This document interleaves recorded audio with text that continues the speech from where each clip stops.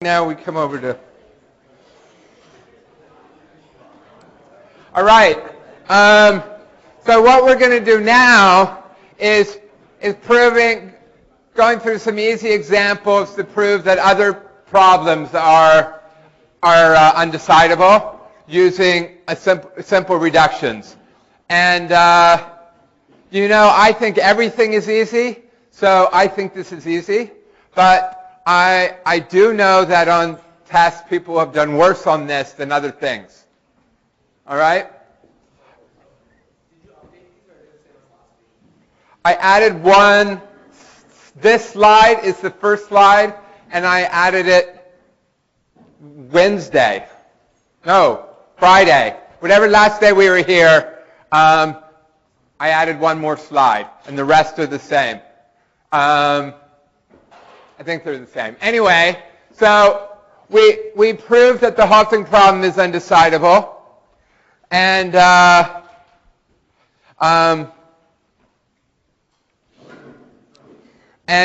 our goal is to look at some other problems. So what's going to be on the test is I'm going to give you some problem, and you're going to have to prove that it's undecidable. All right? And so that's our goal, is that we want to prove it's undecidable, uncomputable. And this is what I wrote on to the board to some student as you guys left. Remember your 1090 or whatever it is course. Suppose you know that A is true and not B implies not A. What does that tell you? Right? Is it possible that B is false? Right? If B is false, then A is false, but we know A is true. Right? So it follows that B is true. In fact, another way of saying this is modus ponens, contrapositive. One of those, we'll get it eventually. Not B implies not A is the same as A implies B. Right? Remember that? So this is the game we're going to be proving, right? What's A? A is that the halting problem is uncomputable. And, we might like to say, well, if a halting problem is uncomputable, then my favorite problem is uncomputable. But how are you going to do that, right? So we turn it around. And what do? We're going to prove that if B is not true, then A is not true. What does it be? If B is not true, what does that mean? That means that this problem, my favorite problem, P, is computable. Right? We assume by contradiction that it is computable. And what does that mean? That means there's some Turing machine that computes it. And what do? We then use that Turing machine as a subroutine when we write code for another Turing machine. Did we start these already? Didn't we do some reductions? We did some reductions, didn't we? I can't remember what we did. I'm getting to be more and more absent-minded. When we get to slides that we've done already, holler and we can move forward if that's the case. Anyway, this is the big picture again, right? We're going to design a Turing machine from another Turing machine, and it's going to be little simple code, right? You should be able to write simple code. And then... right, it uses that as a subroutine, and then that proves that and what are we writing code for? We're writing code that solves the halting problem. But we know that the halting problem is undecidable. So that's your contradiction. But A is true, so B is true, and we're done. Oh, surely we've done these already. We did do these. How far did we get?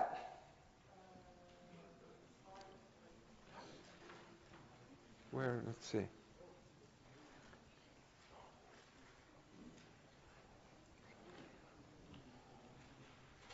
We did all this, didn't we? We did there. Excellent. Excellent. I think we're right sort of about here. Right? Haven't done this? Anyway, this is just what I've sort of said already. Right?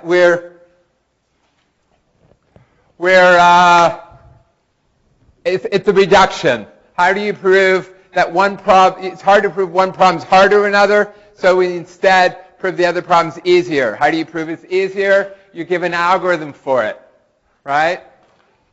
And why do we do it? I think we did do this. I remember saying these things. It helps you. One purpose is you can use it to find a new algorithm for something. Another reason is you can prove that another problem's hard. Another reason is you can show that two problems have similar structures. And so, yeah, I think this is where we stop. So here, suppose, and this is a slide cut from, we're also going to be doing reductions on our last day of class, second last day of class, where we do NP completeness. And that's going to be showing, well, if there's a poly-time algorithm for this, then there's a poly-time algorithm for this, right? Same sort of idea, but now we're going to say if there's any Turing machine algorithm for this, then there's a Turing machine algorithm for this. And so in that context, this slide came from 3101, where we had already covered that network flow has an algorithm. All right, so we have an algorithm for network flow, and what we want to do is we want to get people married. And so here we're given, so how do we come up with an algorithm for this? Well, we're given an input for this, which says it's all very heterosexual normative, I'm sorry, but there are various boys and girls pair who possibly are willing to get married. We know that. And then from that, remember we have to do an instance map. We take who's willing to marry who, and from that we form a network that water can flow through, right? And the network flow algorithm tells us where the water is going to flow, which then tells us who to marry, right? We use one algorithm to come up with another algorithm. And we do that all the time. So that's just, we're learning new, now we're going to do the hard direction, right? So here we go. We might use it to think about two problems. If you can do one is polytime, the other can, but neither can, right? We're going to be looking at problems where we don't think either have polytime algorithms, and we're kind of going to argue, well, if one did, the other did. So, or we might say if one has a computable algorithm, then the other has a computable algorithm. All right, so we're going to be focused on proving, we know that the halting problem is undecidable. All right, and so here's a real simple problem. I'm given a Turing machine and an input, and I want to know, will this Turing machine ever say hi on this input? Right, it outputs things. Does it say hi? Right? So how do we do that? Well, our goal is to prove that this problem here, the oracle problem, is undecidable. How do we do it? Way of contradiction. Suppose it is decidable. Hence, we have an algorithm for it. Hence, then we'll come up with an algorithm for the halting problem, which is a contradiction. Right? We've done that already. So here we're gonna say, you always have to. The one thing that people get wrong is they forget, am I doing an algorithm for this or for an algorithm for this? Am I matching inputs from here to here, or am I mapping inputs from here to here? Right? And the way you think about it is, it's hard to prove a problem's hard. It's easier to prove a problem is easy. So to prove it's easy, I come up with an algorithm for it. And if I need to come up with an algorithm for it, the first thing I start with is give me an input to that algorithm, to that problem, right? And then I'll tell you what to do with it. And what's the first? So here, we're wanting to prove that the halting problem is easier. Why? Because we already know it's hard, right? So we're going to prove the halting problem is easier. So I need an algorithm for the halting problem. So you're going to give me an input to the halting problem, right? So we're going to do an instance map. We're going to take an input from the halting problem, an M and an I, and we're going to map it over to an M and an I over here. Because in this case, both inputs are M's and I's. So then you think, well, why don't I just give it the same thing, right? But the same thing's not going to happen. We have to change it. Yeah. Why is it M prime for the... That was, in fact, just what was coming out of my mouth. Why are we changing the M? Well, I want to know, does this M halt or not? And if I just gave that M to this machine over here, this machine over here is going to tell me what? Whether it says hi or not. And that's just not going to be useful to me. Right? It may say hi and halt. It may not say hi and halt. All four combinations are possible. Right? So that's not useful. So that's why we're going to change the machine. We're going to change the machine so that if this machine says halt, then this machine says hi. And if this machine doesn't halt, then this machine doesn't say hi. And come on, guys, can you write an algorithm such that if this one halts, this one says hi, and if this one doesn't halt, it doesn't say hi? Right? It's not very hard. It's a 2 or 3 line program. All right? So here's the code. All right, so now note, I'm giving you, my boss, I'm trying to know whether a program halts or not. So my boss gives me M and I have to construct M prime to get to the oracle, right? So to construct M prime, what do I have to do? I have to give you the code for M prime. So this is code. It doesn't look like a Turing machine, no, but it's code. So and how do I give you code? Well, I say, what does M prime do on any input? Right? So you give me some input, and I have to tell you what M prime is going to do on that input. Now you note again, M prime is not the same as I. Right? It may be that all I care about is what does M prime do on this I, but if I'm running code for it, I should tell you what it does on every input. I mean, that's fair. Right? So you give me an arbitrary input, and what do? Oh, I ignore it. Right? Because I don't care about an arbitrary input. I care about I. So the first thing, I ignore it.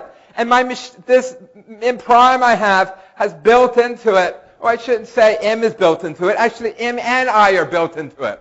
It knows them. It's hardwired into the code. Right? So what does it do? It does a universal Turing machine. Right? It runs M on I. And the only thing it changes about M running on I is that if M were ever to do something silly like, say, hi, it suppresses it, right? Because we don't want any false highs out there, right? So it suppresses any input. Now, what's going to happen when you do this? One of two things.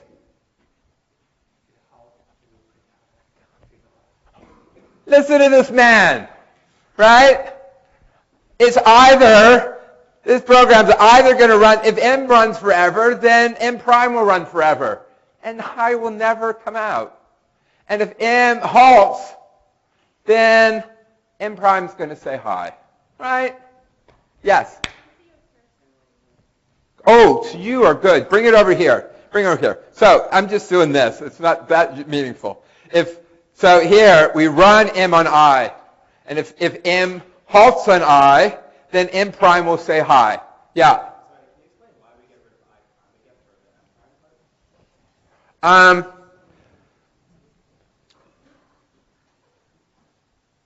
Well, there could be different ways of, what we really want to do is run M on our I, right? So there are different ways you can do it. You could have M prime run it on whatever. The reason there's an I prime is because I'm defining code, and when I define code, it seems natural to have an input, right? And then what do I do with that input? Well, I could use that I prime here, and then I make sure that later it's the same I. But here I'm just making it very explicit. I don't care about this input. I care about this input. Right? And is I, yeah? Is regular I like any input as well? Or? This I? Yeah. No, that I is very special. It's the I that I was given. I'm somebody who's trying to know whether a Turing machine says hi or not. And I was given an input by my boss. I was given an M and an I, and I want to know, does my M say hi on my I? Right? What we care does, right? So,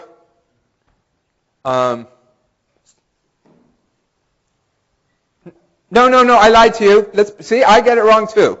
Well, I'm Mr. Halting, and I want to know, does my M halt on I? Right? I don't know whether M halts on I. That's the whole point. I have no idea whether M halts on I. So what I do is I write this little code. Yeah? For algorithm sub-algorithm, Yeah. think of that as the algorithm for n prime? Yes. Yeah. In earlier slides, we called this the oracle problem, and this the algorithm problem. Why? Because this is the one we're trying to come up with an algorithm for, and this is one we have an oracle for. And so I called the algorithm that solves the algorithm problem, algorithm. It's a little funny notation. Maybe at this point I should switch it and call it algorithm halt, right? But yeah, this is just generic. I take an input from the algorithm problem, and I map it over to an input to the oracle problem. Right, well, let's, right. Note, given a description of M, I must construct a description of M prime. This does not need, so here I said we use the universal Turing machine here, but it's a bit of a lie. I can actually just take the states of this Turing machine and stick it into the new states, right? We're building a new Turing machine that can use the same states. So anyway, now we want to prove that if my answer is a yes, right? If M on I halts, then you'll know what happens. If M on I halts, then M prime on I prime says hi for every I. Right? In fact, I'm remembering now why I ignore I prime instead of just using I. Another reason is because I'm going to use the same code to solve lots of problems. Right? I'm trying to make life easy for you, and so we start with one thing, we roll with it for a while. All right, so here, not only so if M halts on I, then M prime on I prime says hi for every I prime. Everybody agree with that? Right?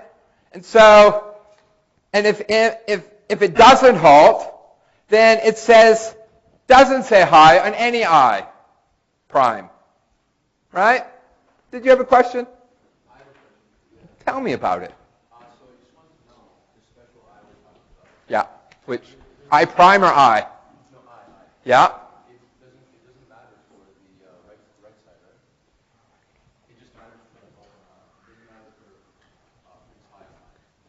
matter for You gotta. It's good to. One thing that you really want to focus on to get these questions right is what's the type of everything and where did it come from? Right? And so here, the algorithm problem, it has a Turing machine and an input. And so I'm designing an algorithm for it. So I get as input a Turing machine and an input. So where did M come from? It's the input to the halting problem. Where did I come from? It's the input to the halting problem. Right? Where did M prime come from? I'm writing it so I can give it to the oracle. Right? Where did I prime come from? Actually, there's not an I prime. Nobody has an I prime.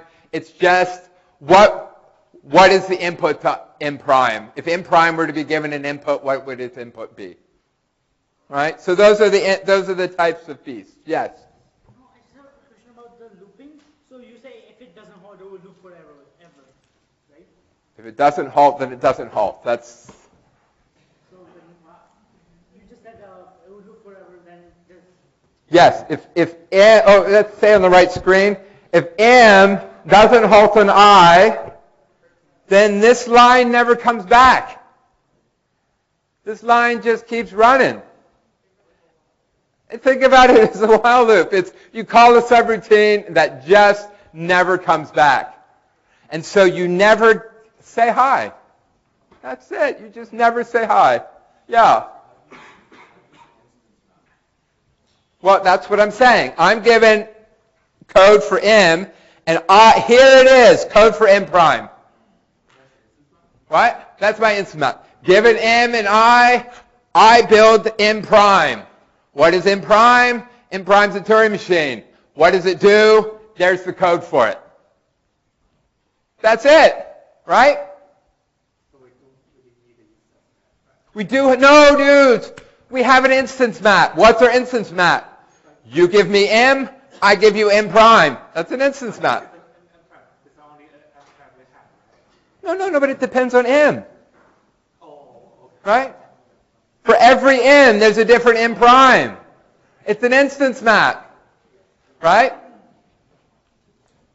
All right, so given an algorithm for the oracle problem, I construct an algorithm for the halting problem. There's my algorithm. There's my oracle for the high problem. You give this oracle a Turing machine and an eye, it will tell you, it will instantaneously, oracles are fast, it instantaneously says, yes, that machine will say hi, or no, it will never say hi. Yes? So when you were talking about an instance map, it's comparing one machine to another machine. Now, No. It's taking an input for one algorithm and giving you an input to the other algorithm. In this case, the input happened to be Turing machines. Right, okay. Right? If one algorithm had elephants as input and the other one had presidents as input, we would map from elephants to presidents. Okay. All right, so there's our oracle. We know what it does.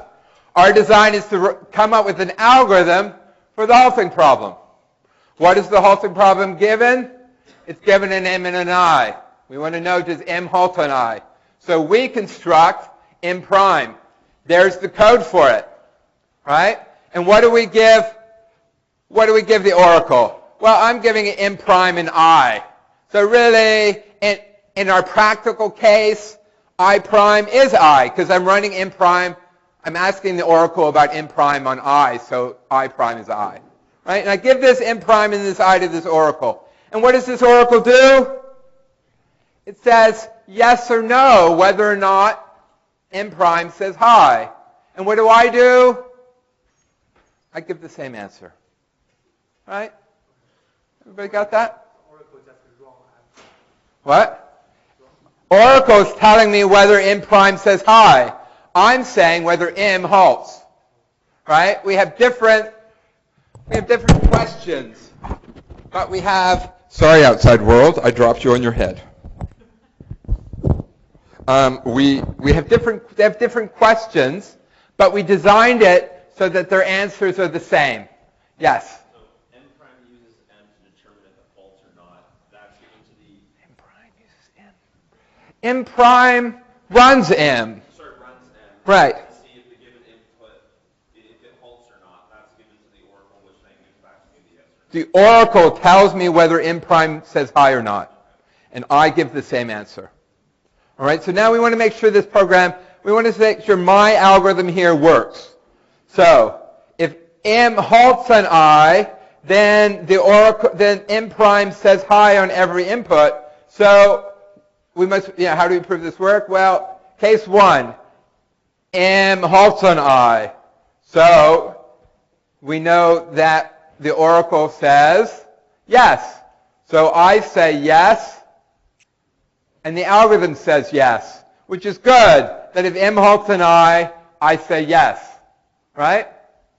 And what's the other case? M doesn't halt on I. Right?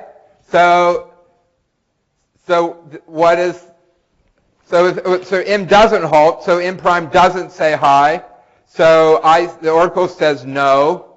So I say no, and we get the right answer. Right, people following this? Any questions about this? Because this is, as far as we're doing, it's pretty much as hard as it's going to get. This is what you got. Actually, no, we're going to do some tricky ones. But it can get a lot harder, and we're just not going to get much harder. Everybody get this? Yeah? The big picture is you were given this oracle, and then using the answers from that, you built your own oracle. Yeah. Yeah. And what do we just prove is that if this problem, the print pi problem was decidable, then the halting problem would be decidable.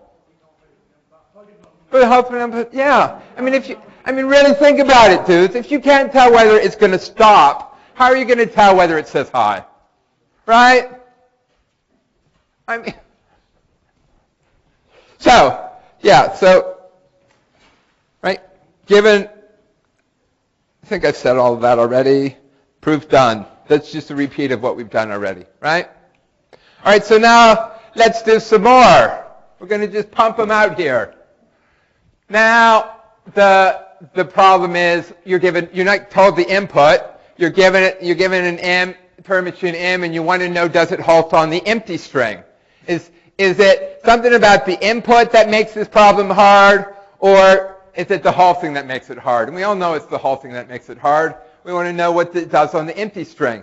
So everybody should be able to do this all by yourself now, right? We want to prove that this is harder. Instead, we prove this is easier. So instead, we come up with an algorithm for this, right? And to design an algorithm for the halting problem, I take an input to the halting problem, right? So here, we're assuming that we have an oracle that solves the halt on empty problem. We're going to come up with an algorithm that says halt on I problem. We're given an M and an I. We give it a Turing machine. Oh dear, look, I gave it the exact same Turing machine, right? Why? Because I'm not that imaginative, right? And then what happens? Well, if M halts on I, then M prime halts. It's not exactly the same Turing machine. I took out the say hi line because we don't care about hi, right? But otherwise, it's the same Turing machine. We could have kept the hi line in there if you wanted. It wouldn't have done any harm. Right? But the point is, if M halts on I, then M prime halts on every input. Right? And if M doesn't halt, then M prime doesn't halt on any input. Right? It doesn't halt for every input. Right? So it says yes or no. We say yes or no. Sorry, just to clarify, so the Oracle machine, it halts, if it halts, it doesn't print any string. That's what we're saying. And halts empty string. It halts if it's an empty string. With the inputs, what this oracle will tell you is you give me a Turing machine, does that Turing machine halt when given the empty string? Okay. Right? So that's what first thing you need to understand is what is the question, right? So what is the question? I'm given a Turing machine, and I have to say yes if that Turing machine halts on the empty string. Yeah. Okay, so when you built the reverse negated machine, so you said machine I, if it doesn't halt, then machine prime with I prime doesn't halt for every. Yeah. I mean, look at because. But that's, you're saying it doesn't halt for every I, but is there any I that it halts with, or is it any I? It doesn't halt for every I prime. Why? It's given it an I prime. The second one underneath. Well, it's just stating that if M doesn't halt, give me an arbitrary I prime. What does M prime do? M prime doesn't halt for every I prime. Oh yeah, I think I did say every. It's for every I prime, it doesn't halt. Yes. When you build an oracle, you always have to pass an arbitrary I. Let's not make rules about every. In fact, if anybody ever says the word every, I want to come up with a counterexample. This is one example here. Right? We're going to come up with different mappings. This mapping, we're ignoring the I prime. All right, so we got to prove this algorithm solves the halting problem, right? So it's just the same as it was before, right? If it's a yes instance, M halts on I, so M prime halts for every I prime, particularly it halts for the empty string, right? And so the oracle is going to say yes, so we're going to say yes. Right? Does that make sense? Yeah. Just say, yeah, sure. Sure, right? People are following this? All right, here's another one. I'm given a Turing machine, and I want to know, does M halt on every input? Right? That's a question. Yes or no? I give you a Turing machine. Does it halt on every input? I.e., is it a decider? Does it actually compute?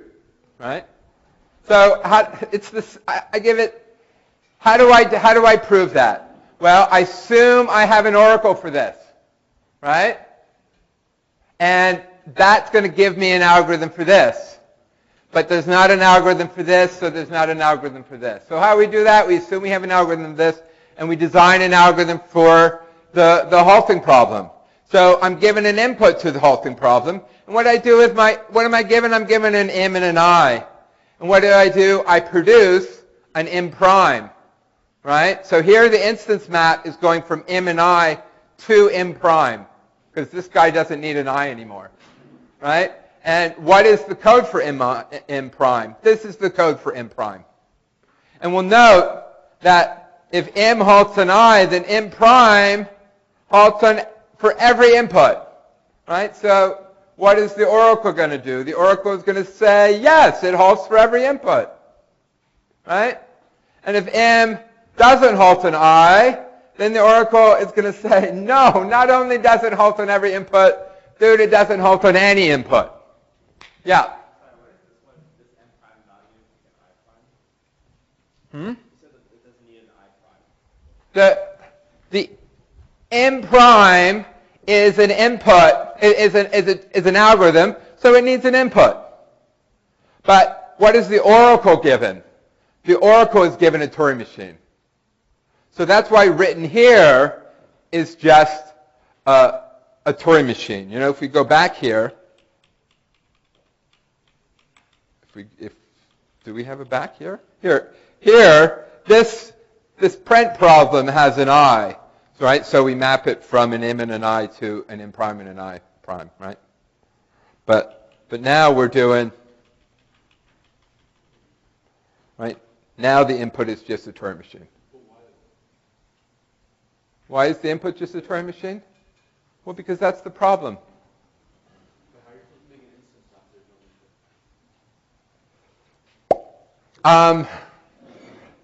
So we're going to beat you guys into submission here.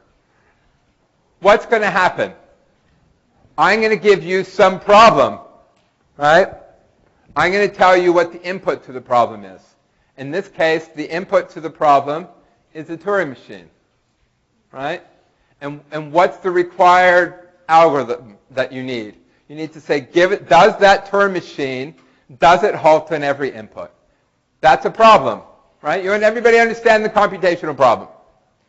Yeah? So I want to prove that that problem is undecidable.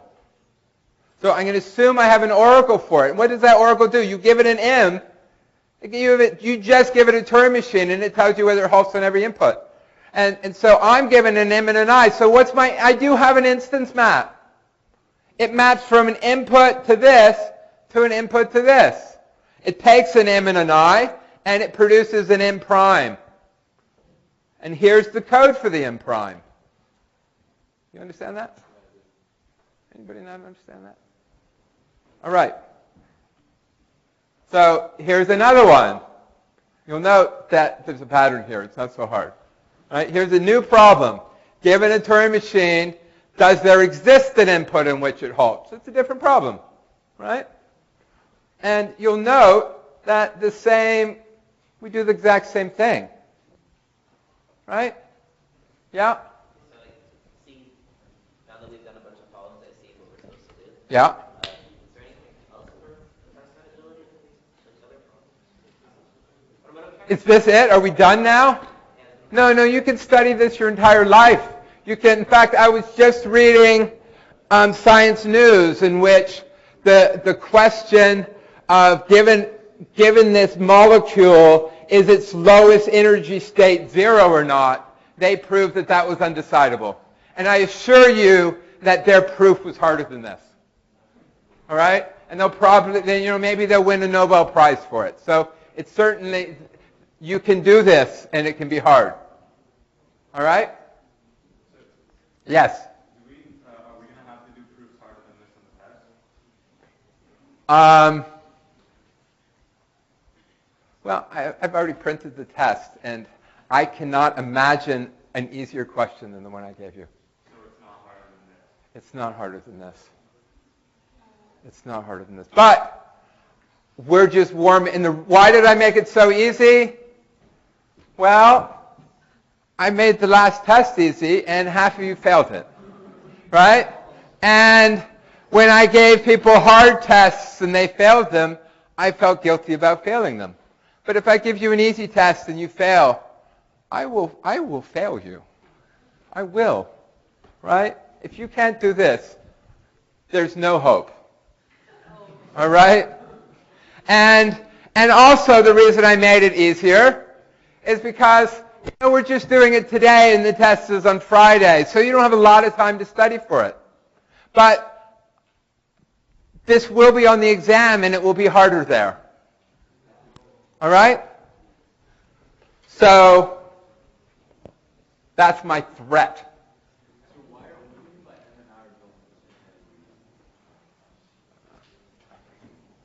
It's code that's built into the states and the code for M and the I are built into this code. It's like, have you ever had a homework assignment and where you had to code something up, and instead of doing it, you got the code from your friend and you took their code and you changed the names of the variables so that your professor wouldn't notice, and you dropped it into your code. That's what I mean by built in. All right? Everybody follow this example?